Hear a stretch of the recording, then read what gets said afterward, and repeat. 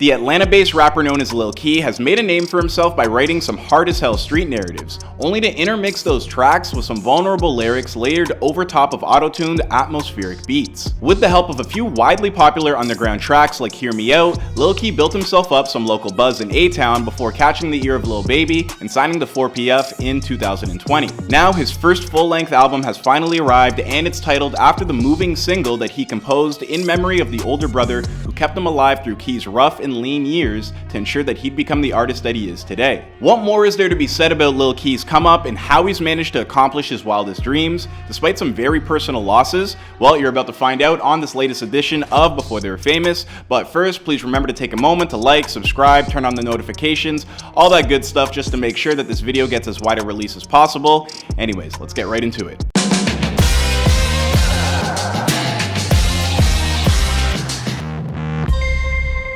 Lil Kee was born in Pritchard, Alabama, a relatively small town of only around 20,000 people. Now, keeping it 100 with you, this kid has been pretty tight-lipped on his childhood and youth. And while some sites out there claim his birthday is on January 4th, 1999, and that his first real name is Keontae, I can't find any corroborating evidence to back it up. Plus, that birthday just sounds way too early for someone who looks as young as this kid does. That being said, there have been a few stories about his come-up that he's let slip. For instance, when Kee was in 3rd grade, he moved from Alabama to Georgia, where he's stayed ever since. More specifically, he moved to Marietta, a city in Cobb County. As a kid, Kee grew up around a lot of brothers and sisters, talking like 8 of them, and he described his childhood as living with them under one roof as pretty chill considering the circumstances.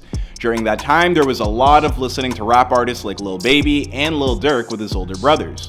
Growing up on the streets of Marietta, Kee likes to say that he always knew what was going on in his neighborhood, but he wouldn't actively get involved in hustling until he himself was around 13 or 14 years old. Thankfully, Kee had his older brothers to guide him when it came to making his way on those city streets. And the biggest life lesson that they ever taught him was that when things go wrong, don't expect anybody to be there to bail you out. In a sense, that's a lesson that he learned the hard way when he lost a cousin back in his home state of Alabama, which would become the entire catalyst of his music career. What motivated you to start? I found out my cousin died in Alabama. I just wanted to try to keep his name out there. It was a moment that would change Kee's life forever, but it also wouldn't be the only or even the most personal loss that he would ever take, unfortunately. Considering how relatively new he is to rap music, it's pretty remarkable how much Lil Kee has been able to accomplish and how quickly he's been managed to do so. In fact, he never ever really considered making music until around 2019. And after losing that cousin back in Alabama, Kee decided that it was time to honor him by keeping his relative's name alive with the help of music. To do so, he teamed up with his older brother who taught him how to write lyrics and spit bars. But for Lil Kee, freestyling was something that always came a lot more naturally. He helped me write that shit. Now I just know I just be freestyling, I don't know why. So you don't write your raps at all? You just freestyle punching it in? Yeah. By the time he was 18, Lil Kee was ready to get serious about pursuing his dream of becoming a rapper. He just needed to actually get busy doing it. One of the first tracks that he ever dropped was titled Everywhere, which he posted to a SoundCloud account that someone occasionally uploaded other tracks to beforehand, starting sometime around 2011. Now, my best guess is that one of his older brothers is who uploaded these early tracks, but none of those tracks would accumulate much in the way of streams. All of that would change, however, once Lil Kee began unleashing his own, the first of which that really gained some traction was Hear Me Out, which would earn nearly 15 million streams on SoundCloud alone. After making an impression over on that platform, Lil Kee shifted his priorities to YouTube, where he'd release a string of music videos for new singles like Swing My Way, Sacrifice, and Judge Me. With nearly each one of those videos racking up view counts in the 7-figure range, it ensured that more eyes and ears were on Lil Kee than ever before, and one of those people just so happened to be the mega famous rap artist Lil Baby. Yeah. I ain't know it happened, but it happened fast. Do you know what song caught his attention? Probably let him out. Only had like 1 song, got 2 songs. For real? It didn't take long for Lil Baby to offer Kee a spot on the 4PF roster. To celebrate his crowning achievement, Lil Kee would drop further singles like By Myself and Can't Trust Myself. But just as things were looking up, tragedy would strike once more. Lil Kee's older brother Lamar, the one who had been there beside him through so much, taught him everything he knew, and provided for the family when Kee's own parents couldn't, was shot and killed in his own bed. On the morning of September 13th, Lamar Miles was discovered in his bed following the reports of gunfire at around 2 a.m. And while police still seem unsure as to what exactly happened, the evidence would suggest that gunfire came from outside the house. Multiple people were home at the time, but Lamar was the only person to be killed. And to this day, Lil Kee remembers Lamar as the big brother who taught him everything. How we always remember him. Shit, he gonna be with me everywhere I go, so it don't even matter. Yeah. I think about it all day, every day.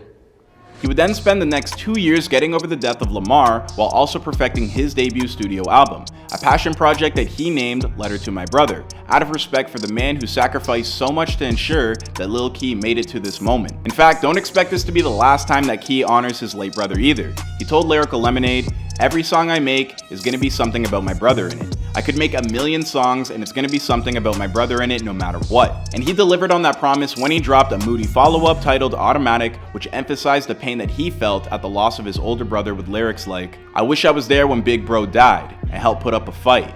Lot of ain't even wanna slide. It opened up my eyes." In other words, Lil Kee does not shy away from anything, especially not the trauma that he's faced. And soon enough, new singles like Catch a Murder, Fake Shit in collaboration with 42 Dugg were quick to follow and would become 2 of his most popular songs yet. More recently, Lil Kee has teamed up with his new label chief, Lil Baby, to unleash their hit track What You Sayin', which has already had 3 million views in just 2 weeks, putting it on track to become Lil Kee's biggest hit yet. I mean, when you stop to think about it, Lil Kee's singular ability to turn his pain into stories with undeniable rhythms and beats is pretty spectacular.